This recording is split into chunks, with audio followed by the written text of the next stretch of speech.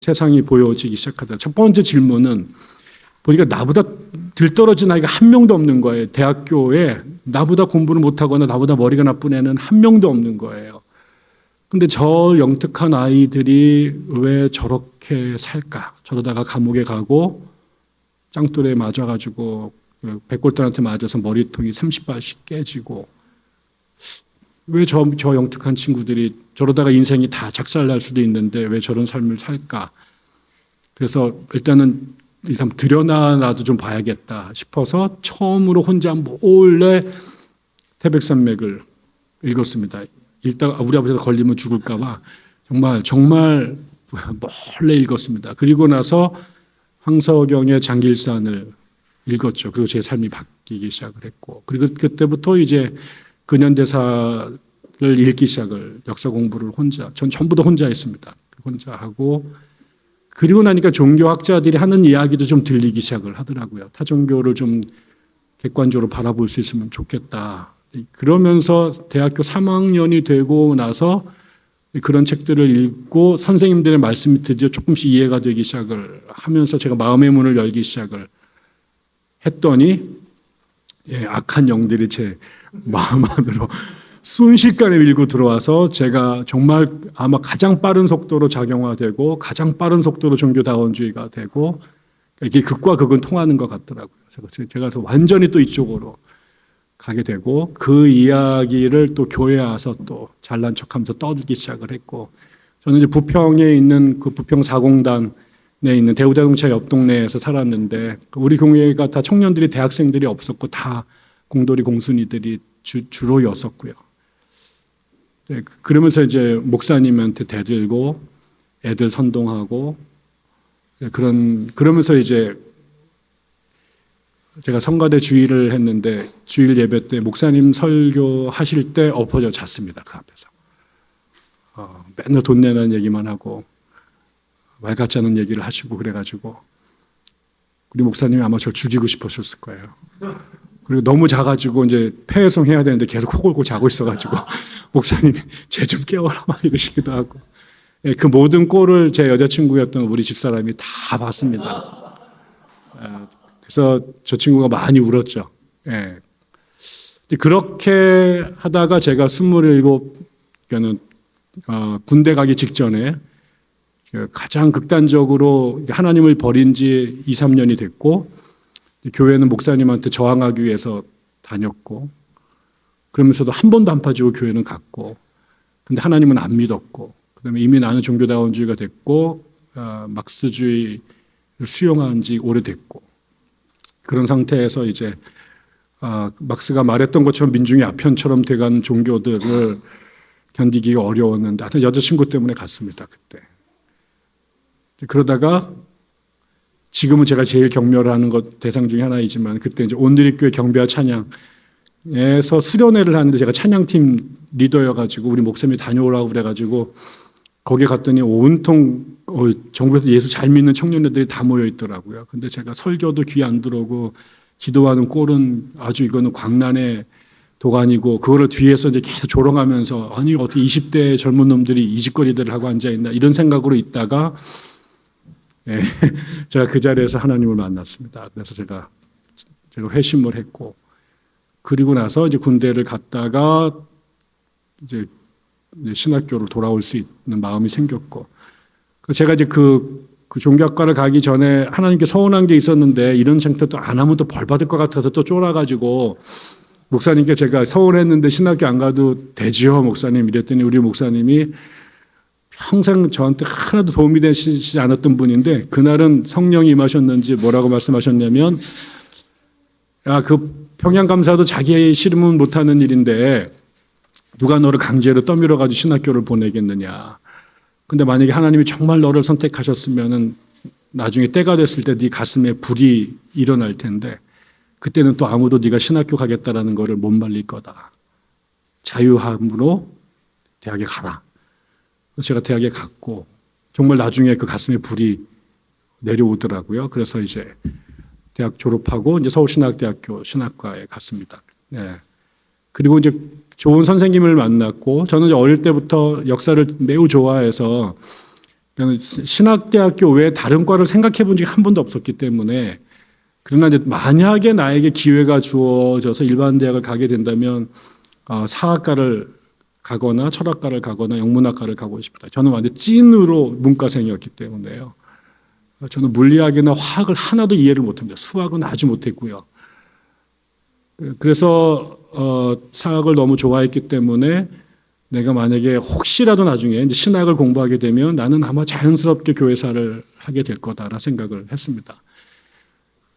하지만 제가 이제 교회사를 공부하겠다 생각이 들었고 역사를 좋아했던 이유도 있었지만 제가 10대, 20대 때 지금도 사실 대부분의 질문은 풀리지 않은 상태로 남아 있지만 지금도 하나님은 이해가 안 되죠. 누구는 이해하기 위해서 믿는다고 말하는데 아마 이거는 하나님 만날 때까지 지금 나중에는 이제 알게 됐죠. 신학이라는 것도 네거티브 테올로지라는 게 있어서 하나님은 우리의 관념으로 규정할 수 없는 분이기 때문에 오히려 하나님은 뭐뭇이 아니다라고 이해하는 게 더 적합한 것이다라는 것을 이제 알게 되면서 이제 이런 문제는 많이 풀렸습니다만 그래서 다른 거 하나님은 잘 모르겠지만 하나님을 알고 싶어하는 나의 이 지적인 열망이 너무 큰데 그걸 갖고 뱅글뱅글 돌던 아이가 교회 역사상 나만은 아닐 것 같다.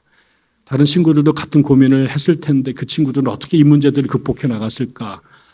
라는 것들을 알고 싶었습니다. 그러니까 복음을 전하기 위한 전도자가 아니라 이 문제를 좀 어떻게 좀 해결하고 싶은데 그 학문의 장이 저에게는 역사라고 생각이 들었고 그게 가장 정직하게 인간의 신 앞에 몸부림치는 사람들의 모습을 들여다볼 수 있는 장일 거다 생각이 들었고 그래서 저는 이제 어거스틴이 그런 고민을 제일 많이 했던 사람인 것 같고 그래서 제가 이제 교회사 공부를 하게 되면 어거스틴을 좀 하면 좋겠다 싶었습니다. 그리고 이제 신학교에 가게 됐고 그러다가 이제 저희 스승인 서울신학대학교 박명수 교수님이 부임을 하시고 첫 번째 이제 조교를 구하시는데 제가 교회사 좋아한다는 얘기를 들으시고 그때 자기가 보직이 없으신데 사비로 사조교를 저를 사용하셔서 그리고 그 선생님이 저를 이제 갈기 시작을 하셨습니다. 그래서 저를 자기 조교로 두면서 저를 학자로 만들기 위해서 아주 혹독하게 그래서 같이 수업을 들었는데 저는 수업을 해서 페이퍼를 쓰게 내면은 불러놓고 다시 써오라고 다시 주고 마음에 들 때까지 다시 써오라고 그래서 제가 진짜 박명수 죽여버리겠다고 정말 제가 욕을 엄청나게 나에게 이런 저주를 근데 그렇게 하시더니 수업 시간부터 얼마나 망신을 주시는지요. 막 다른 친구들 읽으면은 칭찬만 하는데 제가 읽으면은 한 줄 읽고 나면 찍고 한 줄 읽고 나면 혼내고 그때가 그 무슨 짓을 하시는지 몰랐는데 선생님께서 저에게 희망을 갖고 저를 그렇게 하셨고 저를 설득해서 유학을 보내셨습니다. 제가 공부를 할 생각이 전혀 없었고 형편도 안 됐는데 저를 맨날 며칠을 설득을 하셔서 미국으로 보냈고 그분이 이제 미국 교회사를 하셨기 때문에 저에게 미국 교회사를 하라고 그러신 거죠. 근데 저는 그때 그 공부를 하면서 내가 무슨 교회사를 하면 원래 어거스틴 공부를 하고 싶었지만 나중에 제가 좀 더 신학교에 가가지고 레디컬해지고 삐딱해지고 아주 냉소적인 사람이 되는데 제가 하나님을 알고 싶어서 신학교를 갔는데 신학교를 갔더니 그때가 또 불행하게도 서울신학대학교 역사상 3년 동안 총장이 5번 바뀌는 가장 혼란스러운 시기였습니다. 그래서 우리끼리 막 애들끼리 야 우리 졸업할 때 졸업장에 어느 교수가 총장으로 있을지 10,000원빵 내기 하자 막 이러고 막 그런 시절이었는데 제가 하나님을 알고 싶은 마음이 강한데 점점 내가 왜 냉소적인 친구가 될까? 정말 열심히 공부하고 읽는데 내 속에 답답하면 왜 다시 이렇게 될까? 그러다가 친구들한테 영성신학이라는 것을 알게 되었습니다. 그래서 거기는 기도를 공부하는 학문이다. 그리고 그러면서 선배들이 GTU라는 대학이 영성신학을 제대로 가르치는 학교인데 거기 가면 좋겠다. 그래서 제가 이제 선생님께 제가 중세 수도원 공부를 해보겠습니다. 그랬더니 네가 왜 가톨릭 중이 되려고 그러느냐. 안 된다.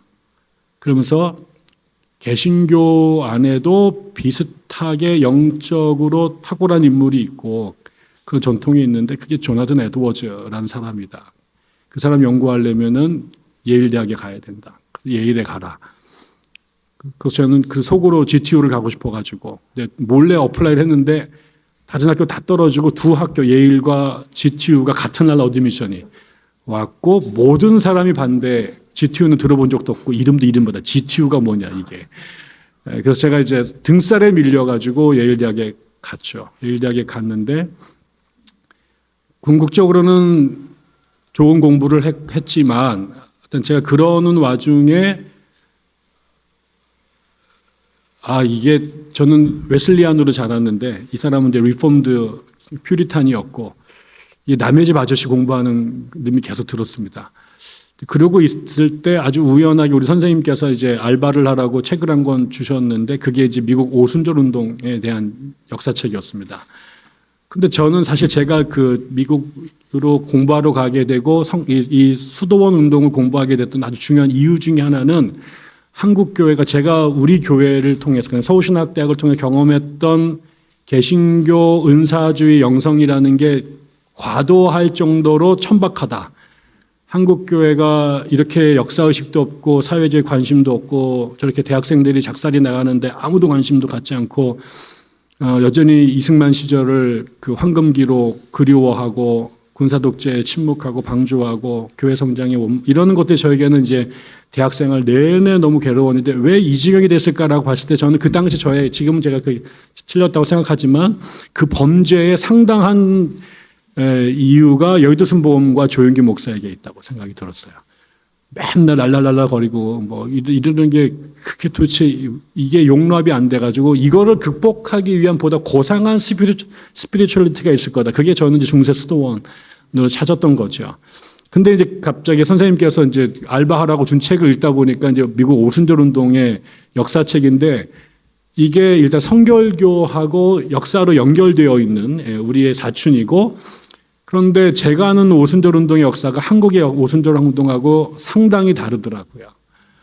미국이 흑인과 백인으로 인종차별이 극심하던 시절에 흑인들이 이 운동의 주도가 되고 여자들이 교회에서 배제돼가지고 사모님 외에는 올라갈 길이 없었던 시절에 여성들이 교회의 또 리더가 되고 그리고 1차 세계대전 그때 미국과 스페인 전쟁이 터졌을 무렵에 그다음에 1차 세계대전이 터졌을 때 가장 강력하게 반전운동을 하고 가난한 사람들에 대한 관심이 깊고 이거는 내가 한국에서 못 봤던 건데 성령 세례 받은 증거가 방언이 아니라 가난한 자들 흑인과 백인의 피부 색깔을 지우는 성령 안에서 라티노와 화이트와 아시안이 함께 예배드리는 그게 저의 가슴을 이제 벌렁벌렁하게 하더라고요. 그래서 제가 이제 박사과정을 11군데 지원했거든요. 그래서 10군데에다 조나선 에드워드 전공으로 아이비리그 학교에다 두고, 그다음에 우리 선배가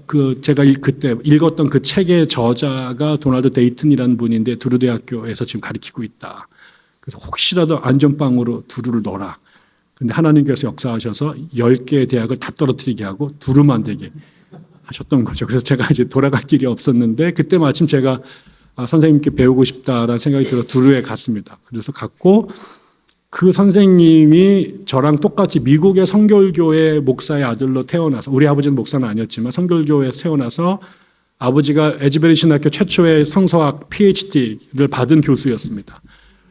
그리고 그 아버지한테 이 아들이 저항하면서 60년대에 흑인 인권운동에 백인이 뛰어들게 되고 그러면서 이 사람이 시카고 대학에서 박사를 하면서 바르트를 공부하고 그러다가 찰스 피니를 알게 되고 그 찰스 피니가 2차 대각성 운동에서 노예 해방 운동에 깊이 연루된 성령 운동을 했는데 이 사람이 노예 해방 운동에 깊이 연관되고 교회의 부자들이 차지하면서 했던 회중석을 돈 주고 대여하는 이런 제도를 비판을 하고 오하이오의 오벌린 컬리지라고 하는 대학에서 조지신학과 교수와 총장을 지내는데 그 학교가 여성 최초의 남녀평등 공학을 하게 되고 흑인들에게 교육 기회를 주고 남부에서 탈출한 흑인 노예들을 숨겨주는 그런 운동에 학교가 연루되고 이런 거를 찰스 피니가 한 거죠. 그 찰스 피니 선생님이 매료가 되고 그래서 지금 미국의 이제 복음주의 레프트라고 하는 로나ल्드 사이더라든가 아니면 짐 월리스 이런 사람들과 같이 20대, 30대 복음주의권에서 사회 참여에 대한 목소리를 내세우고 이런 운동들을 하신 분이었습니다. 자, 근데 그 선생님의 제자가 돼서 공부하면서 제가 데이튼 교수한테 사랑에 빠졌죠. 그리고 처음으로 복음주의 안에 남아서도 내가 신실하게 예수쟁이가 될 수 있겠구나라는 생각이 들었습니다. 그래서 그 선생님 통해서 그 진보적인 복음주의자들에 대해서 알게 됐고, 그다음에 아나베프티스트들, 메노나이트들을 알게 됐고, 존 하워드 요더를 알게 되었습니다. 그리고 나서 이런 꿈, 결국은 두 가지. 하나는 그리스도의 제자로 살아간다라는 게 얼마나 소중한 거지. 예수님 우리를 신자로 부르신 게 아니라 예수의 제자로 부르셨다라는 것고, 죽어서 내 영혼이 보이지 않는 저 어딘가로 가는 것이 구원이 아니라 하나님이 창조하신 이 세상을 본래의 자리로 회복시키는 것이 구원이라고 하는 것을 알게 되었습니다. 그게 이제 저의 기독교에 대한 저의 생각들을 다 바꿔놓은 거죠. 그리고 나니까 성경이 이해가 되기 시작했어요. 그리고 예수의 사역이 말씀이 이해가 되고, 사자와 어린 양이 함께 뛰노는 세상이라는 이사야서 11장이나 61장의 말씀들이 이제 이게 다 이해가 되기 시작한 거죠.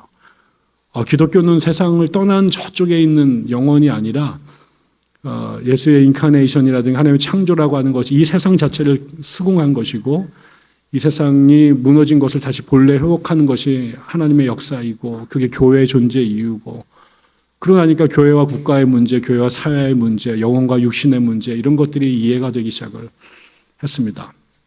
그리고 한국에 돌아왔는데 일군에 저는 나만 그런 생각이, 다 성결교 사람들 그런 생각을 한 사람이 거의 없었고, 그러다가 제가 한국에 와서 신학자들을 몇 명을 만났는데 그 사람들을 통해서 청어람이라는 걸 알게 됐고, 현대 기독교 아카데미라는 걸 알게 됐고, 그 사람들하고 만나다가 김군주 권영경 교수를 알게 됐고, 그 사람들과 있다가 성서한국이라는 곳에 가서 강의를 하게 됐고, 어느 날 그 사람들이 모여서 학교를 한다고 그러는 거예요. 야학을 한다고. 그래서 저는 그때 대전에 있는 학교에 이제 교수로 임명이 돼서 있었는데, 거기 야학을 하는데 와가지고 교회사 가르칠 사람이 없다고. 그래서 이제 대전이 너무 심심하던 차에 일주일에 한번 서울 갈 수 있다라는 그 희망으로, 그다음에 거기 김군주 교수가 있다라는 것 때문에 그럼 내가 같이 해야지 이러고 가서 하다가, 그게 이제 기독연구원 니헤미야라는 평신도 교육을 하는 곳이었는데 거기에 제가 사랑에 빠졌죠.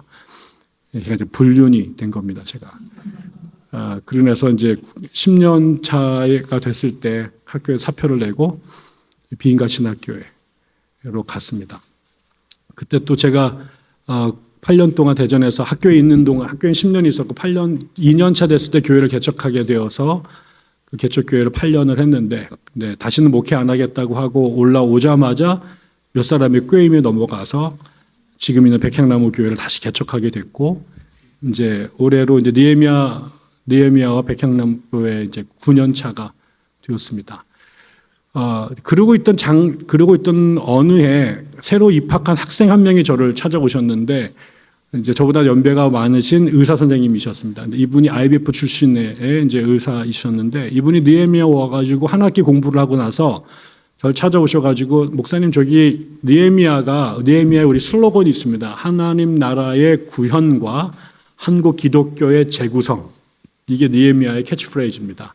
말도 안 되는 황당한 꿈인데, 근데 당신들이 맨날 하나님 나라 얘기를 하는데, 교회 역사에서 하나님의 나라가 실현된 적이 있습니까? 내가 가서 이 사람이, 배울 만큼 배운 사람이 말도 안 되는 질문을, 아니, 그 실현이 됐으면 우리가 이 꼴을 지금 살고 있겠냐, 지금? 안 이루어졌으니까 이런 거지.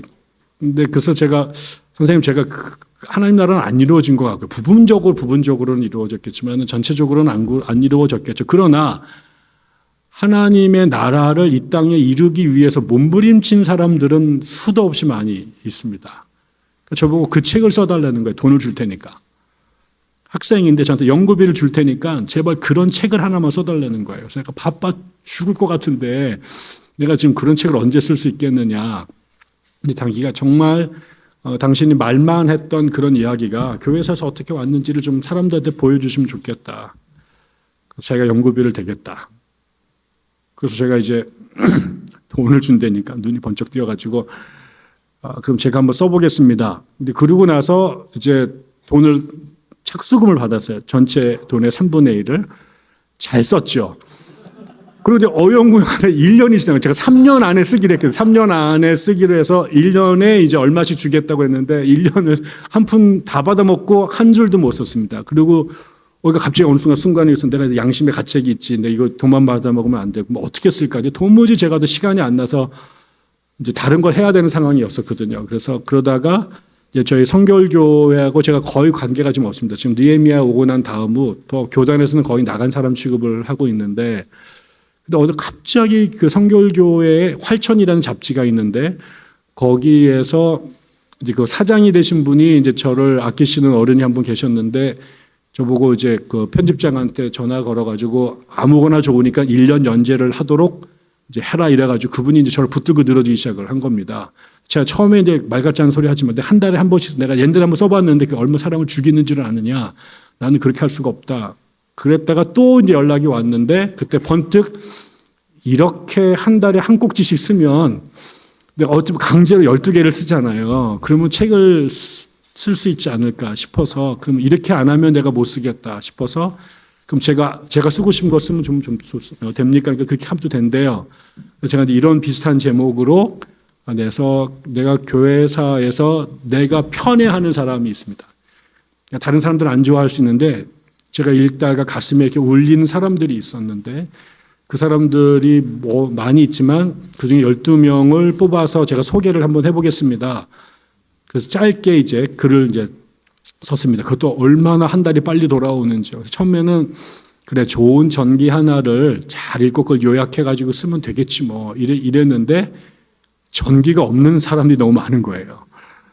막 그때부터 막 이제 막 애를 끌리면서 한 명 한 명씩 이제 12개월을 썼고 그 다음에 이제 책을 이제 대충 그거를 그냥 그대로 낼 생각을 했는데 제가 사실 지금 제 안에 가장 한이 맺힌 출판사가 어제는 IBP입니다. IBP.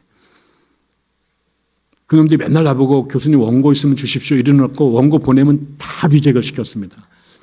그래서 제가 이제 이것도 안 해줄까 그래가지고 제가 또 보냈는데 또 아주 보기 좋게 타짜를 맞고 사실 제 책은 전부 다 대장간 출판사라는 곳에서 냅니다. 제가 대전에 있을 때부터 알았던 대전에 있는 출판사였고 별로 안 좋아하는 사람들이 많은 출판사인데 제 원고를 한 번도 거절하지 않고 다 내주셨던 분이라 근데 이제 제가 낸 책이 다 안 팔리거든요. 출판사는 책 내고 다 손해입니다, 이게. 너무 양심의 가책이 있어. 이 책만은 도무지 내가 대장에서 낼 수가 없다. 그러고 있는 차에 이제 그 세움북스라는 곳이 제가 페이스북을 하는데 거기에 계속 그 사장님이 되게 열심히 책을 내시고 선전도 하시더라고요. 그래서 거기다가 제가 일면식도 없는데 원고를 보냈는데 그분이 이거 한번 해봅시다 이렇게 연락이 왔어요. 그리고 나서 처음에 제가 원고를 보냈고 그다음에 우리 느헤미야 교수들이 이집트에 여행을 갔습니다. 근데 이집트 여행을 하는데 갑자기 그때마다 편집장이 갑자기 전화를 해가지고 목사님 이거 다 좋은데 서론이 너무 짧아요. 내일 모레까지 12개 서론을 다시 써주세요. 이러는 거예요. 지금 여행 계속하고 있는데 그래서 저는 뒤에 앉아가지고 의자에서 버스 안에서 계속 12개의 서문을 다시 썼습니다. 몇 자 이상 쓰라고 그래서. 그런데 보냈죠. 그런데 그 다음에 갑자기 뒤에 질문을 좀 다시면 좋을 것 같은데요. 다시 질문 3개씩 12개에 대해서 36개 질문을 빨리. 그 다음부터 제가 계속 관광하는데 의자에 앉으면 그렇게 해가지고 그 원고를 이제 보냈어요. 근데 사실 훨씬 책이 좋아졌습니다. 그래서 이거는 제가 정말 평생 처음이었는데 내가 원하던 편집자를 만났고 나서 그분이 내가 시킨 대로 다 하겠다. 그래서 죽을 고생을 좀 했고요. 그래서 그렇게 해서 책이 이제 완성이 되었습니다. 그 책엔 제가 2가지의 주제가 있었는데 말씀드리지만 평생 저에게 화두가 됐던 것은 제자였습니다. 나는 예배하러 간 사람이 아니라 주께서 나를 따르라 라고 하는 그 말씀이 저에게 되게 중요했고 생각해 보니까 내가 언제부터 그런 생각을 했을까 생각해 보니까 고등학교 때 우리 선생님이 이제 되게 훌륭한 국사 선생님이셨는데 매일 술을 드시고 오세요, 학교에. 술이 안 깬 상태에서 학교에 오세요. 그리고 매일 저녁에 말술을 드시고, 노총각이었는데 서울대 국사학과 출신이셨는데, 그분이 갑자기 오시면 이제 술이 안 깨시면 갑자기 덕만이 일어나가 노래해봐. 뭐 이러세요, 수업 시간에. 근데 갑자기 저한테 딱 일어나더니, 너 저기, 제가 이제 광신자로 학교에서 이제 유명했으니까, 너 제일 좋아하는 성경 구절이 뭐야? 갑자기 뜬금없이요. 근데 제가 뭐라고 그랬냐면, 저는 누가복음 6장 46절이 중요해요. 그게 뭐니? 너희는 나를 주여 주여라고 부르면서 왜 내가 너에게 한 말을 행치 않느냐? 선생님께서 이상한 놈이다, 저게. 보통 그러면 시편 23편 이런 거 외우는데 저 새끼는 누가복음 6장 46절을. 근데 그게 보니까 제가 어릴 때부터 그게 저에게 마음에 와닿았었던 것 같아요. 그래서 내가 주님의 부르심에 합당한 삶을 살아야 되는데라는 게 제 안에 있었던 것 같고, 그래서 내가 거의 일찍 썼던 책 중에 하나가 소명이라는 책을 썼습니다. 베드로를 부르시는 장면 갖고 책을 한 권 쓰기도 했는데, 두 번째로는 제가 이제 데이튼 교수님을 만나고 느헤미야 사람들과 오면서 하나님의 나라라고 하는 것이 저에게는 큰 화두가 됐던 거죠. 그래서 결국은 하나님이 통치하시는 시공간이 그분의 나라인데, 그러니까 우리가 꿈꾸는 건 이 나라가 하나님, 이 세속 도시가 하나님의 나라로 바뀌기를 위해서 우리가 몸부림치고 사는 것 아닌가. 이 두 가지가 저에게 신앙의 고민의 두 축이었던 것 같고, 그렇게 해서 결국 교회사를 볼 때 내가 누구에게 이렇게 가슴이 떨렸나 보면 이 두 가지를 몸부림쳤던 나랑 비슷한, 그러나 제가 흉내도 내지 못했던 사람들이었구나라는 생각들을 하게 된 거고요. 그 다음에 이제 세 번째, 거기 쓰지는 않았지만 저에게 세 번째로 중요했던 것은, 저는 이제 태어난 게 천출이고 아버지가 노가대꾼이었고 엄마는 40년 동안 공장에서 빼 빠치는 여공이었기 때문에 아마 저는 그래서 체질적으로 야당이었고 삐딱했고 반체적이고 그런 생각이 제 안에 있는지 모르겠습니다. 그래서 이제 힘없는 사람들이 무시당하거나 그다음에 차별받거나 배제되는 것에 대한 아마 근원적인 저항이 제 안에 있는 것 같고요. 그래서 미국에서도 미국 교회사를 전공을 했는데 내가 누구의 이야기를 읽을 때 제일 가슴이 뛰나 그랬더니 결국은 얻어 터진 인디안들이나 흑인들이나 이주 노동자들에 대한 이야기를 들을 때 가장 공감이 됐던 것 같아요. 그래서 교회사에서 처음부터 왕우장상의 씨를 갖고 태어나서 호의호식하면서 고위직에 올랐던 사람들의 이야기는 이렇게 체질적으로 저에게 걸리고, 그러나 이제 가장 낮은 암하레츠들인데 하나님을 만나서 하나님의 영광을 드러내는 그 그릇이 된 사람들, 오병이어인데 주님의 손에 붙잡혀서 세상을 이롭게 한 사람들을 읽으면 제가 안에 이제 울림이 있었던 것 같습니다. 그래서 이제 그런 기준으로 사람을 뽑은 것이 지금 이제 12명이었습니다. 물론 저기에는 뭐 그레고리우스 1세처럼 날 때부터 집안 좋은 친구도 있어요. 그러니까 그런 집안 출신인데도 뛰어난 친구도 있더라고요. 그것까지 내가 이거 부정하는 건 이거는 내가 너무 당파적이다 생각도 들었고. 그리고 또 하나는 처음부터 마지막까지 다 일관되게 잘 살지를 못해요. 제가 오늘은 소개를 안 하지만, 여기 있지만 제가 되게 관심 갖고 있는, 제가 오순절 전공한 사람으로 주목하는 사람이 에이미 샘플 맥펄슨이라는 여자입니다. 이 여자는 캐나다 사람인데 결혼을 자그마치 3번이나 했고요. 그리고 우리식으로 말하고 아주 거칠게 말하면 남자의 환장한 여자 같듯이 그 당시에 그렇게 보였던 사람이에요. 나중에 아주 잘 나가던 시절에 이제 갑자기 배 타고 물가에서 수영하다가 사라졌는데 물에 빠져 죽었다라는 소문이 났어요. 그래서 수많은 사람들이 가가지고 잠수부, 우리 세월호 구조하듯이 그렇게 수많은 사람들이 들어갔는데 심지어 잠수부 3명인가 2명이 죽었습니다. 그 여자 구하다가. 근데 결국 시체를 못 찾아서 이제 장례까지 다 치렀어요. 근데 갑자기 2달 후에 덕하니 살아 돌아온 거예요. 그것은 자기가 이제 그걸 멕시코 국경 근방에서 깽단한테 납치돼 가지고 감금돼 있다가 탈출해 왔다라고 얘기를 했는데, 이제 암암리에 들려오는 소문은 보이프렌드하고 놀다가 온 거다 이렇게 된 거죠. 그래서 그게 이제 희대의 스캔들이 되면서 거의 대법원까지 가는 재판이 벌어집니다. 그래서 그게 아주 막 대서특필되고 매일 9시 뉴스에 이렇게 나오던. 근데 그 사람이 두 가지 일을 평생 했는데요. 하나는 신유 사역을 했습니다. 그 여인이 그 첫 번째 결혼해가지고 19살 때쯤 결혼해서 중국 선교사로 갔는데 복중에 아이가 있었는데 남편이 중국에 도착한 지 2달 만에 말라리아에 걸려 죽어요. 그래서 유복자를 낳고 어머니가 구세군 신자셨는데 뉴욕에서 엄마 따라서 구세군에서 일하다가 이제 그 하나님의 부르심이 있었는데 계속 저항을 하죠. 근데 온몸이 아파요. 이게 무병 걸린 사람하고 똑같은 증세가 나타납니다. 하나님이 계속 나가서 복음을 전하라고 그러는데 안 하겠다고 계속, 왜 그때 이제 재혼해가지고 꽤 잘 살게 됐는데 자기는 지금 이 평안을 포기하기 싫겠다고 거부를 하지만 결국 마지막에 그 견딜 수 없어서 하나님 명령에 순종하는 순간 온마음의 병이 났죠. 그러고 나서 이제 우연히 참여한 신유 집회에서 누군가를 위해서 기도했는데 그 사람 병이 나요.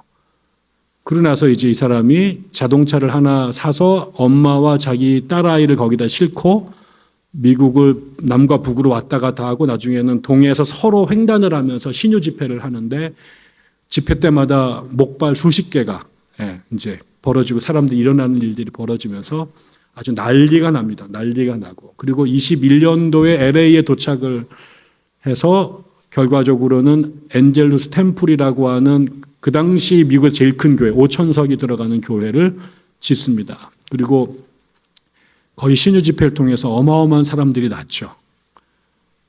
그다음에 두 번째로는 그 교회가 그냥 굉장히 거기에 이제 바로 헐리우드 바로 옆에 교회가 있었거든요. 그때 그 교회의 주일학교에서 브라스 밴드에서 나팔 불던 애가 그 유명한 영화배우 앤소니 퀸이라는 사람이 거기에 이제 주일학교 학생으로 있었습니다.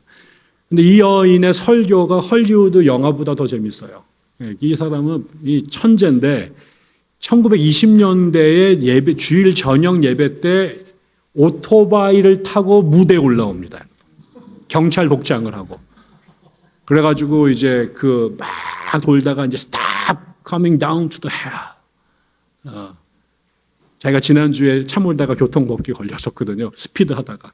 그걸 갖고 와가지고 여러분 지금 지옥으로 가는 그 발길을 멈추십시오.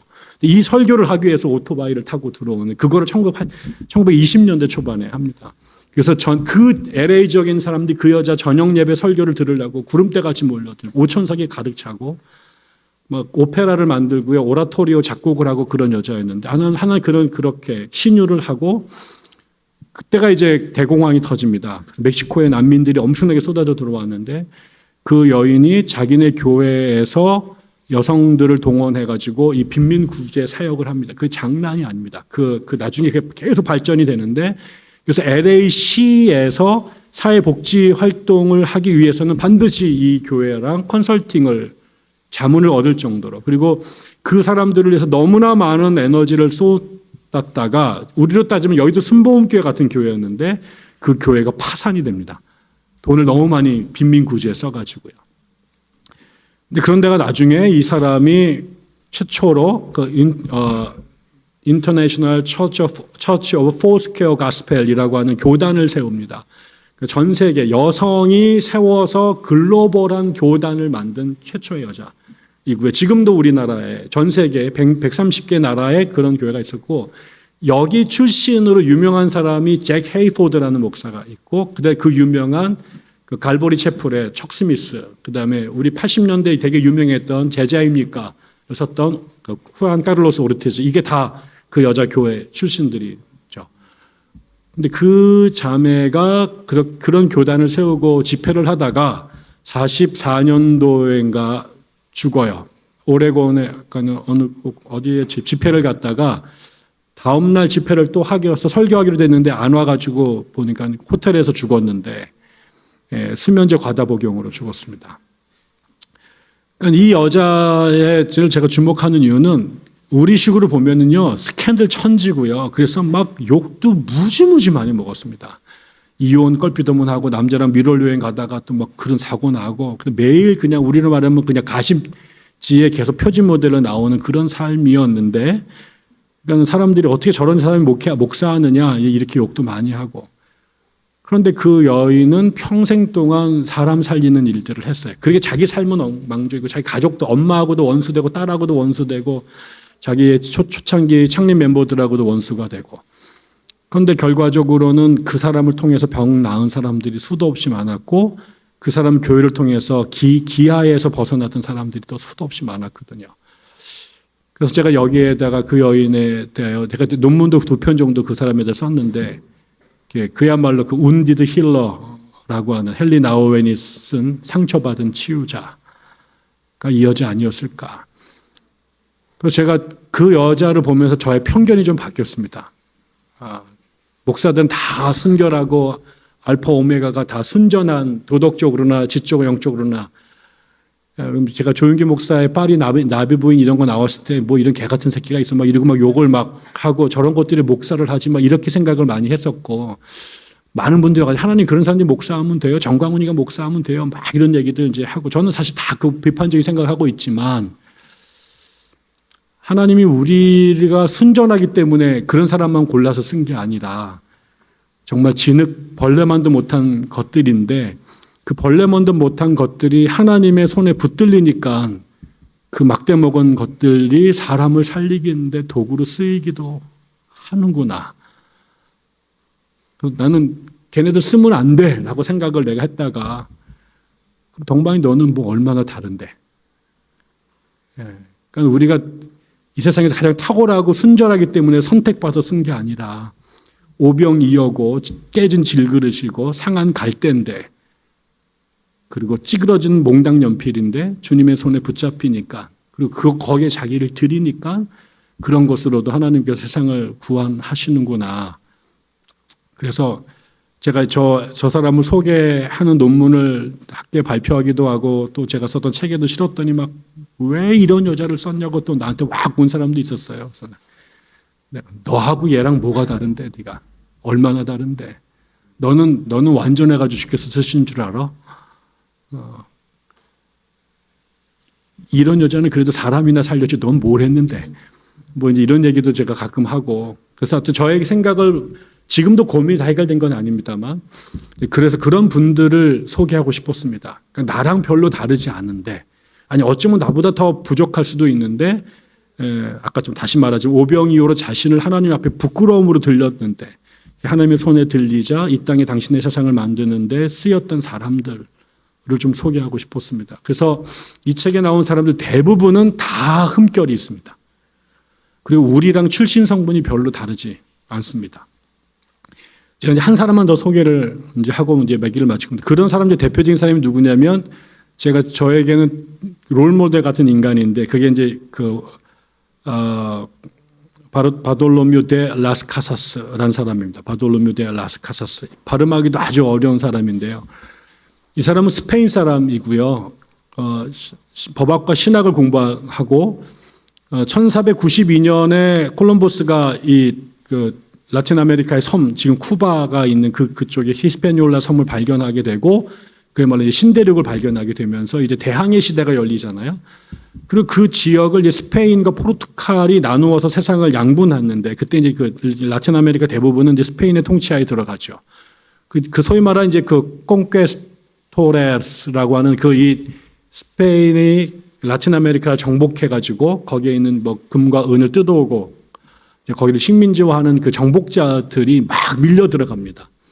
거기에 이제 라스카사스의 아버지하고 라스카사스가 따라 들어가게 되죠. 이 사람은 그래서 라틴 아메리카의 최초 정복자들 중에 이제 한 사람이었습니다.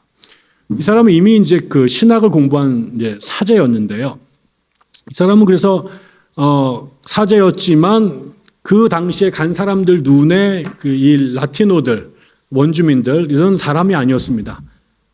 그래서 얘네들이 엄청난 짓들을 하죠.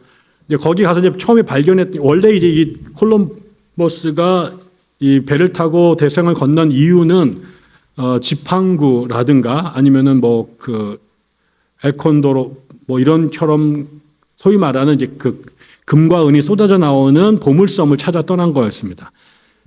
인도가 그런 게 있다고 들었거든요. 많은 사람들이. 그래서 인도로 가려고 하다가 이제 턱 걸린 거죠. 잘 몰라가지고. 그래서 그 자기네가 도착했던 그 라틴 아메리카를 서인도라고 믿고 살다가 죽죠. 근데 거기에 갔는데 실제로 거기에 있는 잉카나 아즈텍이나 그다음에 뭐 마야 이런 그 제국들이 있었는데 그 사람네들은 금과 은 이런 게 별로 중요하지 않았습니다. 그 사람들에게는. 근데 그게 무지무지 있었거든요.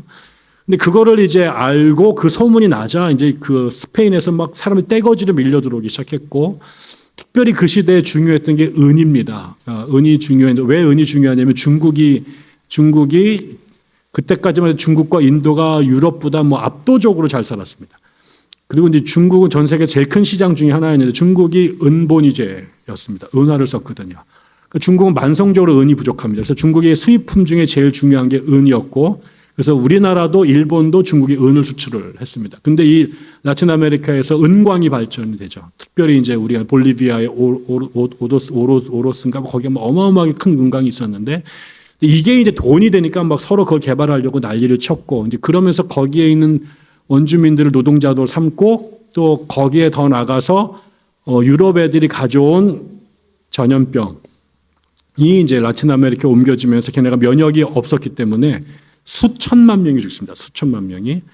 거기다가 이제 또 이제 심심하니까 애들이 게임을 합니다. 게임을 하는데 얘네들 짐승이라고 생각하고 이교도라고 생각을 하면서 혹독한 노동자로 삼았을 뿐만 아니라 그 들려오는 게임을 했는데 너희들 누가 얘네들을 한 번에 창으로 몇 명이나 찔러 죽이느냐. 그래서 예수님의 제자가 12명이니까 한꺼번에 12명을 찔러 죽이면 뭐 우승 상금 주고 어린아이들을 바위에다 던져가지고 계란 깨듯이 아이들의 머리를 깨 죽이는 이런 것들을 백인들이 했습니다. 근데 그럼에도 불구하고 처음에 라스카사스는 아무런 생각이 없고 자기도 그런 거를 그냥 당연하게 생각하고 누리고 있었는데 어느 날 이제 도미니크회 수사들이 몇 명이 이제 라틴 아메리카에 옵니다. 그리고 와서 이런 꼴을 보면서 이제 비판하는 설교를 하게 됐죠. 특별히 이제 그 당시에는 여기 이제 그 라틴 아메리카에 스페인에서 무슨 제도를 갖고 왔냐면 엔코미엔다라는 제도를 만드는데 그게 뭐냐면 그 원주민들을 농장의 노동자로 데리고 옵니다.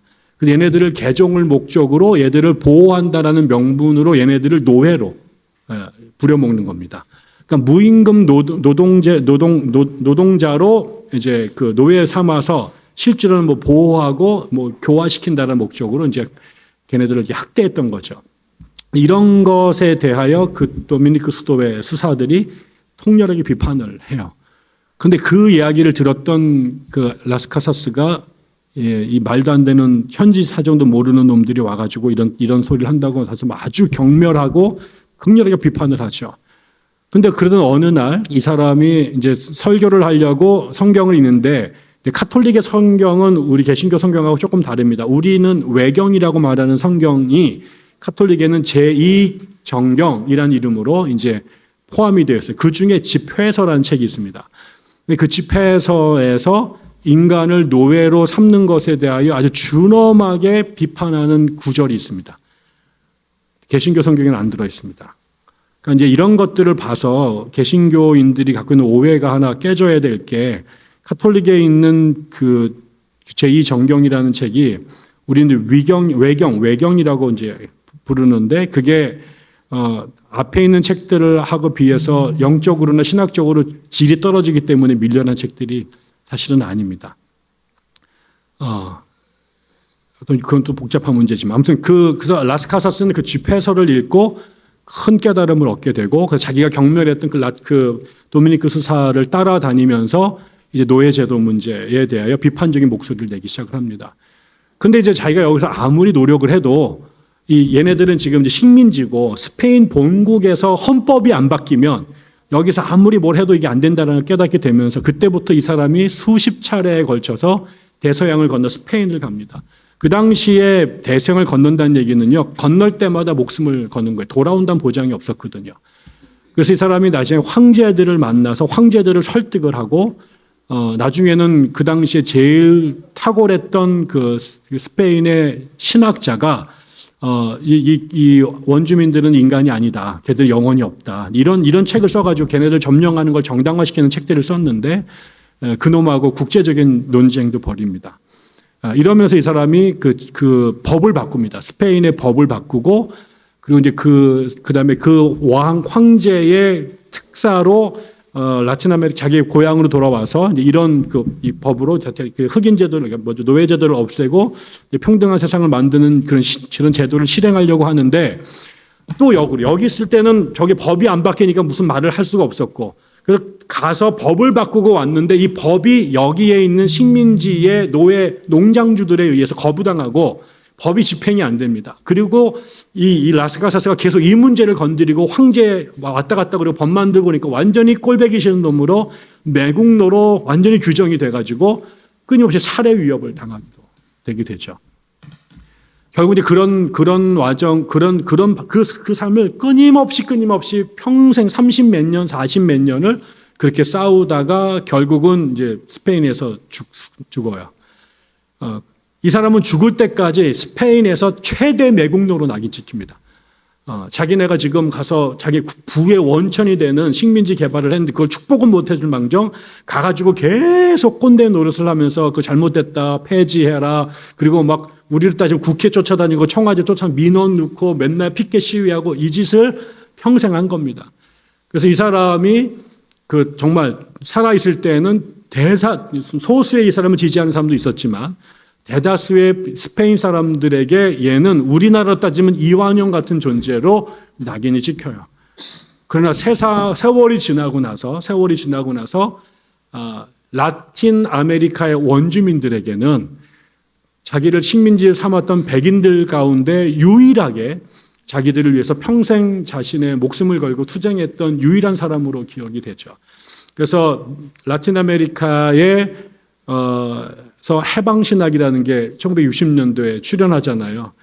그게 이제 이 식민지 체제에서 그 원주민들이 억압당하는 것, 이 문제를 이제 신학의 문제를 끌어안았던 건데 그 해방신학의 가장 선구자이고 중요한 인물이 누구죠? 구테레즈가 자기 삶에 가장 영향을 끼친 인물, 평생 존경하고 연구하고 밝혀야 될 인물, 그래서 자기가 세운 연구소 이름도 바로 이 사람 라스카사스 연구소로 세우고 라스카사스는 전기도 쓰고 그래서 결국은 해방신학의 아버지 그리고 교회사에서는 최초의 인권운동가로 이 사람이 되게 되죠. 그런데 이 사람이 한 가지 결정적인 실수를 합니다. 나중에 이제 이 문제를 할 때 그러니까 스페인 사람들이 만약에 이걸 얘네들을 엔코미엔다를 없애버리고 이 원주민 노동자들에게 해방을 선포해버리면 소는 누가 키우는데 이렇게 된 거예요. 그럼 우리 지금 스페인의 국부가 지금 여기 라틴 아메리카에서 온 이런 농장에서 만들어진 생산물로 우리가 지금 돈을 막 벌고 잘 먹고 잘 사는데 이거 어떻게 될 거야? 그 걱정이 태산인 거죠. 그러니까 이 사람이 그거에 대한 대안을 제시를 해요. 그러니까 내가 보니까 이 라티노들은 체력도 약하고 노동에 적합하지 않아. 실제로 부실부실해가지고 다 금방 죽거나 또 도망가 버리냐 그랬습니다. 근데 그때 이제 내가 보니까 이 사람들보다 훨씬 더 좋은 노동력을 갖고 있는 대체 인력이 있는데 그게 누구냐? 서아프리카의 흑인들이다. 이렇게 얘기를 해요. 그래서 나중에 결과적으로는 서아프리카의 흑인들이 라틴 아메리카 사탕수수 밭에 노동자로 오게 되고 그게 나중에 미국에서 영국에서 면방직 산업혁명 이후에 면방직이 맨체스터에서 대박이 나면서 그거의 원자재인 이 목화를 재배가 필요한데 그게 미국 남부가 세계 최대의 적합지로 알려지면서 미국 남부가 목화 농장 밭이 되고 거기에 대한 노동자들로 서아프리카 흑인들을 쓰게 되게 된 그래서 미국의 전 세계 서아프리카가 작살이 나게 된 이 근원이 라스카사스의 아이디어였다라는 거예요. 나중에 이제 라스카사스가 자기가 미친 짓을 했다는 걸 깨닫고 이제 펄펄펄 뛰었지만 마치 원자폭탄의 아이디어를 아인슈타인이 내고 난 다음에 이거를 자기가 어떻게 할 수 없게 돼버린 거랑 똑같이 돼버렸죠. 그래서 많은 사람들은 또 결국 서아프리카의 비극의 원형이 라스카사스다라고 비판도 합니다. 그도 사람이었구나라는 거죠. 그가 서아프리카 사람을 경멸했을 이유도 없고 그런 비극이 쳐질 거라 몰랐지만 하나의 문제를 해결하기 위해서 두 번째 대답을 낸 게 또 제3의 악을 원인이 됐다는 건 그도 어떻게 해결할 수가 없었던 문제이기도 합니다. 그래서 이처럼 교회사에서는 우리랑 똑같은, 그리고 우리처럼 또 자기도 먹고 잘 살기를 원했던 마음이 간절하지만 자기가 처했던 역사적인 환경 속에서 이게 하나님이 원하시는 일이다라고 그거를 겸허하게 받아들였던, 그래서 뭐 대단한 일을 한 게 아니라 자기가 갖고 있는 재주와 역량 안에서 할 수 있는 일들을 성실하게 치열하게 했던 사람들이 있었는데, 대부분은 그 당대에 별로 무슨 구체적인 성과를 내지도 못했고요. 욕은 뒤지게 먹고요. 그리고 자기가 고생은 심하게 했습니다. 근데 그게 도미노가 됩니다. 도미노 하나를 넘긴 게 됐는데, 자기는 못 봤던 역사의 다음 장에 갔을 때 그게 두 번째 도미노를 넘어뜨리면서 전부 다 쓰레기 같은 인간만 있고 전부 다 욕심과 탐욕과 그다음에 전쟁과 야만만 있는 것 같은 이 세상 안에, 그 안에 이 도미노, 하나님 나라의 도미노들을 넘어뜨려 갔던 사람들이 있었고, 그렇기 때문에 오늘날에 와서 더 이상 라티노들을 함부로 대하지 않고 그들도 사람으로 사는 세상을 만들게 되는데, 쭉 갔더니 거기에 라스카사스가 있었던 것이고, 오순절주의자들이 방언만 하고 넘어지는 줄 알았더니 그 사람들, 그 성령 받은 은혜로 병자들을 고칠 뿐만 아니라 가난한 사람들을 살리려고 몸부리셨던 이것이, 그 다음에 교회 안에 이 두 가지가 같이 가야 되는 거구나. 우리의 육신의 병도, 영혼의 병도, 인격의 병도, 그다음에 물질의 병도 고쳐야 되는구나라는 것으로 우리의 사역의 지경이 넓혀져 가는 일들을 하게 되었더라는 거죠. 그게 처음에 나왔던 안토니우스에서, 그레고리우스 1세에서, 존 웨슬레에서, 얀 후스에서, 심지어 마르틴 루터 킹 주니어 같은 모든 사람들이 다 마찬가지였다라는 거죠. 결론을 내리면 그렇습니다. 그들 모두가 우리랑 별로 다르지 사람들은 아닙니다. 근데 그 사람들이 특별해서가 아니라 평범한 사람들이었습니다. 그런데 그들을 평범하게 해서 평범하지 않은 사람으로 바꾸는데 결정적인 전환점은 어느 날 하나님의 말씀을 읽습니다. 그 말씀에 그의 가슴을 울렸는데, 대부분은 아유 그렇지 뭐 그리고 넘어가는데, 그 말씀에 반응한 사람들이 있었습니다. 그래서 그 말씀을, 그렇다고 자기가 뭐 최고의 자리에 있는 사람, 뭐 재화와 용력이 뛰어난 사람들이 아니었으나 내 자리에서 이 말씀을 어떻게 준행할까를 고민했던 사람들, 그에게 하나님의 영이 함께 하자 끊임없이 자기의 걸음을 발목을 잡고 넘어지게끔 만들고 좌절하게 만드는 상황에서도 그 길을 끝까지 간 거죠. 그 당대에는 욕먹고 외면당하고 그다음에 자기 혼자 잘난 척한다고 비난을 받았고, 실제로 가시적 성과는 거의 나타난 게 없었지만 말씀드린 것처럼 그게 도미노가 돼서 어느 시점에 역사가 바뀌어 있었다라는 거죠. 제가 이 책을 써갔던 것은 우리에게도 그 사람이 필요하거든요. 나라 꼴을, 교회 꼴을 보면 세상이 바뀔 것 같지 않잖아요. 그리고 우리가 뭐간데, 뭐 원주에 있는 작은 교회에 내 교회도 감당하기 어려워서 헉헉거리는 내 이 주제에 내가 뭐, 이런 게 우리 안에 다 있거든요. 그런데 여러분, 교회사를 역사를 남긴 모든 사람들은요, 다 여러분과 저 같은 사람들이었습니다. 제가 단언컨대 지금 여러분 총회장 누구세요? 감리교? 총감독? 이 양반 나중에 교회사에서 아무도 기억 안 합니다. 이용도 목사가 활동하던 시절에 감리교 감독 누구였어요? 몰라요. 김교신이 그 일할 때 교육부 장관 누구였는지 아무도 몰라요.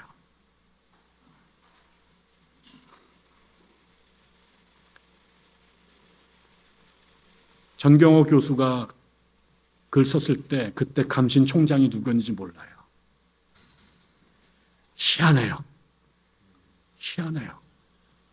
그 당시에 모든 사람들은 지나고 나면 제가 일 낼 줄 아무도 몰랐다. 제가 일 낼 줄 아무도 몰랐다. 근데 그 사람이 순전하게 내가 재주가 있어서가 아니라 하나님의 부르심, 말씀을 읽고 그 부르심에 아멘한 사람들. 내가 5천 명이 넘어 있는데 다 배를 굴고 있는데 가진 게 보리떡 5개하고 물고기 2마리밖에 없어요. 나 먹기도 버거워요. 근데 저 사람들이 눈에 밟혀서 못 먹겠어요. 그래서 주님께 올려드린 거예요. 근데 그게 주님의 손에 붙잡히니까 세상을 바꾸는 기적의 동인이 된 거죠. 여러분에게 필요한 건 그거다. 다른 일 하려고 하지 마라. 여러분의 자리에서 여러분의 부르신 그 말씀에 아멘 하시고 그 길을 걸어가시면 뒤엔 일은 주께서 하시는 거다. 근데 문제는 이놈들이 없는 거예요. 이놈들이 없는 거예요. 그래서 아멘을 안 해요. 부디 여러분 안에 그런 아멘이 있고 또 열매가 있기를 주의 이름으로 축원합니다. 감사합니다. 네.